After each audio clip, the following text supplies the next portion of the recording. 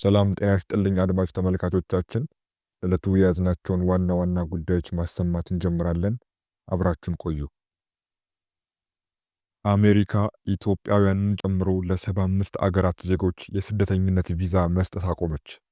የአሜሪካ ፕሬዝዳንት ዶናልድ ትራምፕ አስተዳደር ኢትዮጵያና ኤርትራን ጨምሮ ከ75 አገራት ለሚመጡ ሰዎች የስደተኝነት ቪዛ የሚሰጥበትን ሂደት ላልተወሰነ ጊዜ አግዷል። ስደተኞች ወደ አሜሪካ የሚገቡባቸውን ህጋዊ መንገዶች ይበልጥ እያጠበቀ ያለው የትራምፕ አስተዳደር ይህ አዲስ ውሳኔ ከሚቀጥለው ሳምንት ረቡዕ ጥር 13 2018 ዓ.ም ተግባራዊ መሆን እንደሚጀምር አስታውቋል። የአገሪቱ የውጭ ጉዳይ መስሪያ ቤት ረቡዕ ጥር 6 ቀን ባወጣው መግለጫ ውሳኔው የተላለፈው በመንግስት ድጋፍ የሚኖሩ ስደተኞችን ቁጥር ለመቀነስ እንደሆነ ጠቁሟል። በዚህ ውሳኔ መንግስት የሚሰጠውን ድጋፍና ጥቅማ ጥቅም በመጠቀም ከአሜሪካ ህዝብ ሀብት የሚቀንሱ ሰዎች ስርዓቱ ላይ የሚፈጸሙትን ብዝበዛ ማስቆም እንደተፈለገ መስሪያ ቤቱ ገልጿል። ከሚቀጥለው ሳምንት ጀምሮ ተፈጻሚ የሚሆነው ውሳኔ 75 አገራትን እንደሚመለከት ተገልጿል። የዜና ወኪሉ አሶሺየትድ ፕሬስ ያወጣው አገራት ዝርዝር እንደሚያሳየው ኢትዮጵያ ከነዚህ አገራት አንዷ ነች። ከኢትዮጵያ ጎረቤት ሀገራት መካከል ኤርትራ፣ ሶማሊያ፣ ሱዳንና ደቡብ ሱዳን እገዳ ከተጣለባቸው ሀገራት መካከል ተካተዋል። ዩጋንዳ፣ ሩዋንዳ፣ ታንዛኒያ እና ሪፐብሊክ ኦፍ ኮንጎም ውሳኔ የሚመለከታቸው የምስራቅ አፍሪካ ሀገራት ናቸው። ሩሲያ፣ ኢራን፣ ግብፅ፣ ሊቢያ፣ የመንና ሶሪያም ከ75ቱ አገራት መካከል ተጠቅሰዋል። በአዲሱ ውሳኔ መሰረት ከነዚህ ሀገራት የሚመጡ ሰዎች የሚያቀርቡት ስደተኝነት ቪዛ ተቀባይነት አይኖረውም። ይህ እገዳ የተላለፈው በጊዜያዊነት እንደሆነ ቢጠቆምም ለምን ያህል ጊዜ እንደሚቆይ ግን አልተገለጸም። የውጭ ጉዳይ መስሪያ ቤቱ የቆንጽላ መኮንኖች ከነዚህ አገራት ለሚመጡ ሰዎች የሚካሄዱ የስደተኛ ቪዛ ማመልከቻ ሂደቶችን እንዲያቋርጡ ትዕዛዝ መሰጠቱን አሶሺየትድ ፕሬስ ዘግቧል። ይህ እገዳ እንደ ጊዜያዊ ጎብኚዎች ወይም ለንግድ ስራ የሚጓዙ ሰዎች ያሉ ስደተኛ ያልሆኑ ቪዛ ጠያቂዎች ላይ ተፈጻሚ እንደማይሆን ተገልጿል። የውጭ ጉዳይ መስሪያ ቤት ምክትል ቃል አቀባይ የሆኑት ቶሚ ፒኮት መስሪያ ቤቱ የአሜሪካ መንግስት እርዳታ ፈላጊ ለሆኑና የአሜሪካን ህዝብ ልግስናን ያላግባብ ሊጠቀሙ የሚችሉ ስደተኞችን ብቁ አይደሉም ብሎ ለመመደብ ስልጣኑን ይጠቀማል ብለዋል። የመንግስት ድጋፍና ጥቅማ ጥቅሞችን የሚወስዱ የውጭ አገር ዜጎች እንዳይገቡ ለመከላከል ሲባል የተላለፈው ውሳኔ አሰራሩ እንደገና እስኪገመገም ድረስ ለጊዜው ምክትል ቃል አቀባዩ አክለዋል። ስደተኞችን በተመለከቱ ጉዳዮች ላይ ጠንካራ ውሳኔዎችን እያስተላለፈ ያለው የፕሬዝዳንት ዶናልድ ትራምፕ አስተዳደር ባለፈው ታህሳስ ወር ላይ በአገሪቱ ለሚገኙ ኢትዮጵያውያን ተሰጥቶ የነበረውን ጊዜያዊ የህግ ከለላ ማንሳቱ ይታወሳል። የጥገኝነት መብት የሌላቸው ኢትዮጵያውያን ከአሜሪካ እንዳይባረሩ እንዲሁም የመስራት ፍቃድ እንዲያገኙ አስችሎ የነበረው ይህ አሰራር የዘረጋው ከ3 ዓመት በፊት በ2015 ዓ.ም ነበር። የዚህ ህጋዊ ከለላ የቆይታ ጊዜ እንዲያበቃ መደረጉን ተከትሎም የዚህ ስራ ተጠቃሚ የነበሩ ኢትዮጵያውያን በ60 ቀናት ውስጥ አገሪቱን ለቀው እንዲወጡ ታዘዋል። በተጨማሪም ፕሬዝዳንት ትራምፕ ለብሔራዊ ደህንነት ስጋት ናቸው ተብሎ በተፈረጁ እንደ ሩሲያ፣ ኢራን፣ አፍጋኒስታን እንዲሁም በርካታ የአፍሪካ ሀገራት ስደተኞች ላይ የተለያዩ ገደቦችን ሲጥሉ ቆይተዋል።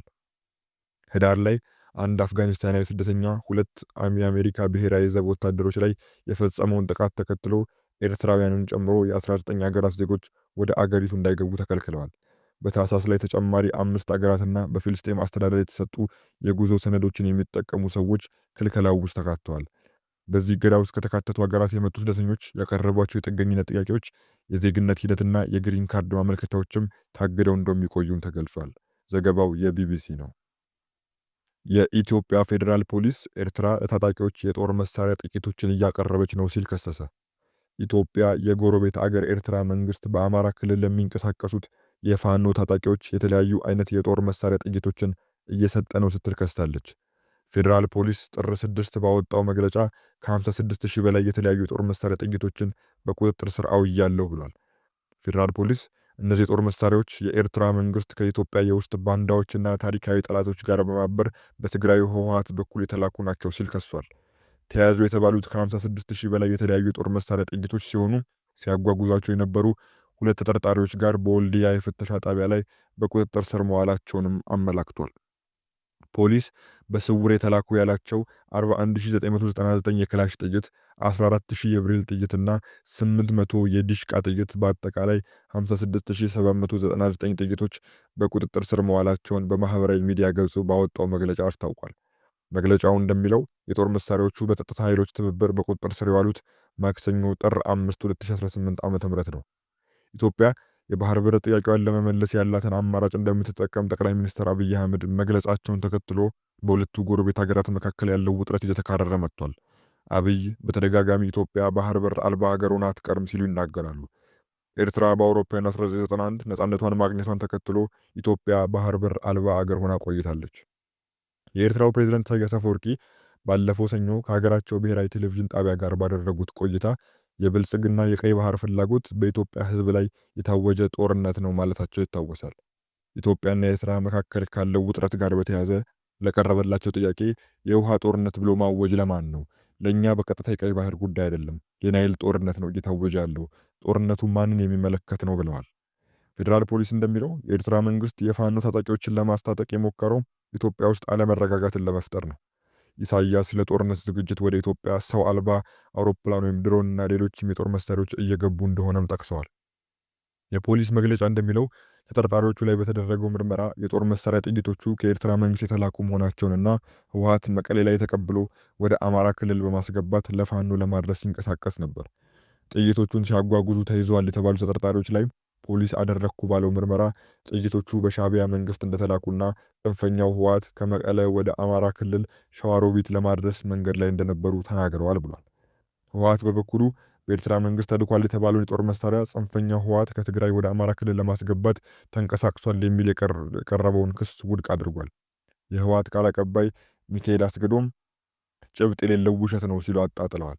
ህወሓት ወደዚህ የወረደ ስራ የሚገባ ፓርቲ አይደለም ሲሉ የተከላከሉት ቃል አቀባዩ በውስጣቸው የተፈጠረውን አጀንዳ ለማስቀየስ ሆነ ተብሎ የተሰራ የውሸት ዜና ነው ሲሉ ለቢቢሲ ተናግረዋል። አቶ ሚካኤል ይህ አይነቱ ክስ የተለመደ ነው ብለዋል። ወደ ግጭት እንዳይኬድ እኛ የበኩላችንን ጥረት እያደረግን ነው፣ የእነሱ አካሄድ ግን ይመስለኛል ወደዚያ የሚያመራ ነገር ነው ሲሉም የፌዴራል መንግስት ባለስልጣናትን ወንጅለዋል። የኢትዮጵያ መንግስት ከህጋዊ የፖለቲካ ፓርቲነት የተሰረዘው ህወሓት ከኤርትራ መንግስት ጋር እየተባበረ ነው የሚል ወቀሳ ሲያሰማ ይህ የመጀመሪያው አይደለም። የውጭ ጉዳይ ሚኒስትሩ ዶክተር ጌዲዮን ጢሞቴዎስ የኤርትራ መንግስትና ህወሓት ኢትዮጵያ ውስጥ አለመረጋጋት ለመፍጠር እየተባበሩ ነው ብለው ከዚህ ቀደም የወቀሱ ሲሆን ሁለቱ ወገኖች ግን ይህን ክስ ያስተባብላሉ። ፌዴራል ፖሊስ የጠላት ኃይሎች በሀገራችን ላይ አደጋ ለማድረስ እየተንቀሳቀሱ በመሆናቸው የጸጥታ ኃይሉ የጀመረውን ኦፕሬሽን አጠናክሮ እንደሚቀጥል ገልጾ ህብረተሰቡ ከጸጥታ ኃይሎች ጋር እንዲተባበር ጥሪ አቅርበዋል።